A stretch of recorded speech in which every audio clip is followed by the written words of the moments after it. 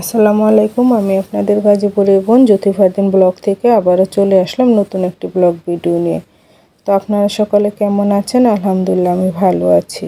তো আমি আবারও চলে আসছি নতুন একটি পিঠার ব্লগ ভিডিও নিয়ে। তো আজকে আমি তৈরি করব বাংলাদেশের খুবই জনপ্রিয় একটি পিঠা, যার নাম নকশি পিঠা বা ফুল পিঠা। এটা আমরা সবাই নকশি পিঠা হিসেবে বেশি চিনি। তো এই পিঠা তৈরি করার জন্য আমি প্রথমে ডোটা তৈরি করে নিয়েছি। এগুলো খুব ভালো করে মথে স্মুথি করে তারপরে এখন আমি পিঠাগুলো তৈরি করছি। আসলে এই পিঠা তৈরি করার জন্য এই রুটিটা একটু মোটা করে তৈরি করতে হয়, তাহলে দেখা যায় যে পিঠাগুলো সুন্দর হয়। তারপর পিঠাগুলোতে আমি মোটা করে বেলে এরপর একটু তেল দিয়ে ডিজাইনগুলো করে নিচ্ছি। আর এই ডিজাইনগুলো করার জন্য অবশ্যই আপনাকে খেজুরের কাটা চিরুনি দিয়ে ডিজাইনটা করতে হবে। আবার ইচ্ছে করলে আপনি বোতলের মুখা দিয়েও এটার গোল যে আকৃতি বা চুড়ি এগুলো দিয়েও ডিজাইনটা করা যায়। আসলে নকশি পিঠা ফুল পিঠা এগুলো হচ্ছে যার যার মনের থেকে আসা একটা সুন্দর ডিজাইন। এই পিঠাটা আপনি তৈরি করে অনেক দিন পর্যন্ত সংরক্ষণ করে রাখতে পারবেন। সামনে ঈদ আসতেছে বা বিয়ে বাড়ির হলুদের ডালা সাজানোর জন্য কিন্তু এই পিঠা খুবই সুন্দর। আর এই পিঠা কিন্তু অনেক দিন করে সংরক্ষণ করে রাখা যায় বলে হয়তো সবাই এই পিঠাটা এত পছন্দ করে। এই পিঠাটা খেতেও কিন্তু খুবই সুস্বাদু। এর মচমচে ভাব অন্য সব পিঠাকে হার মানিয়ে দেয়। এই পিঠা ছোট বড় সকলের অনেক প্রিয়। সামনে ঈদ আসতেছে, আর এই ঈদে আপনার প্লেটে সুন্দর করে সাজিয়ে গুছিয়ে সবাইকে প্রিয় মানুষকে খাওয়ানোর জন্য এই পিঠার কিন্তু তুলনা নেই। এই পিঠাগুলো আপনি এখনই তৈরি করে সংরক্ষণ করে রেখে দিতে পারেন। এই পিঠাটা তৈরি করে রাখলে কমপক্ষে 5 থেকে 6 মাস খুবই সুন্দর মচমচে থাকে। আসলে মেয়ে মানুষের কিন্তু অনেক কাজই করতে হয়, তো বাসার সব কাজ অফ ক্যামেরায় সেরে এখন আমি পিঠাগুলো তৈরি করতে বসছি। এখন তো মানুষ কত ধরনের পিঠাই মোবাইল দেখে তৈরি করতে পারে, কিন্তু এই নকশি পিঠা বা ফুল পিঠাটা কিন্তু সেই প্রাচীনকাল থেকেই বাংলার ঘরে ঘরে তৈরি হয়ে আসছে। আর এটা নৌসুন্দির খুবই জনপ্রিয় নকশি পিঠা। এখন বাংলাদেশে সব জায়গায় সব মানুষই এটা খুব মজা করে খায়, তৈরি করে। তো আমরা গাজীপুরের মানুষ এই পিঠাটা কিন্তু খুব সুন্দর করে তৈরি করতে পারি, আর এটার স্বাদ কিন্তু মুখে লেগে থাকার মতো। আসলে অনেক ধরনের পিঠাই তৈরি করব।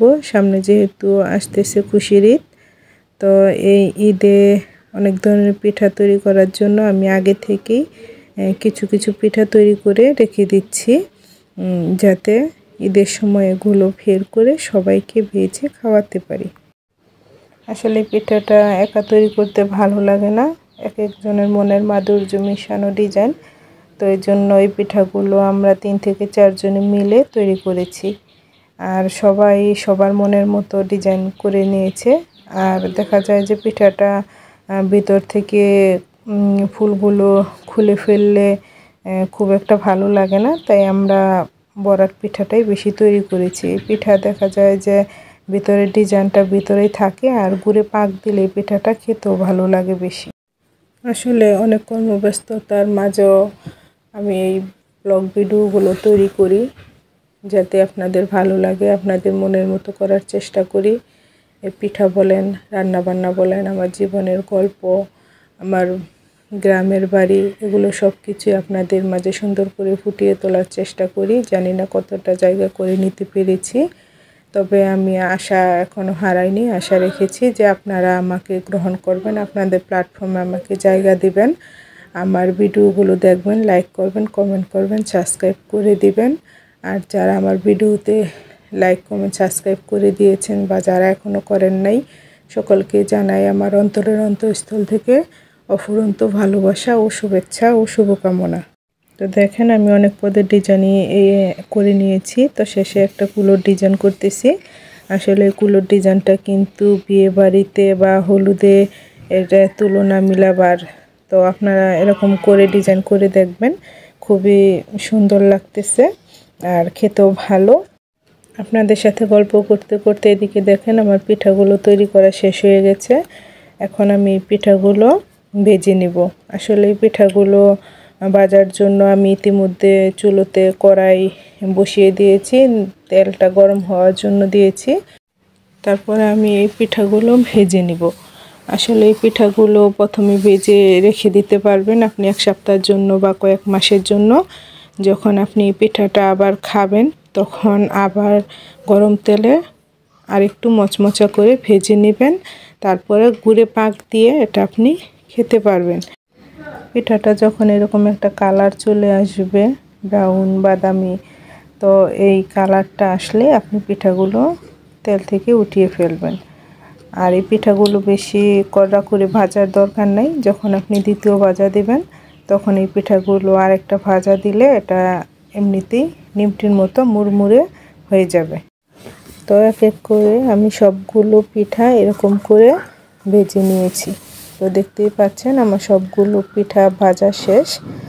তো পিঠাগুলো সবকটা পিঠাই খুব সুন্দর হয়েছে।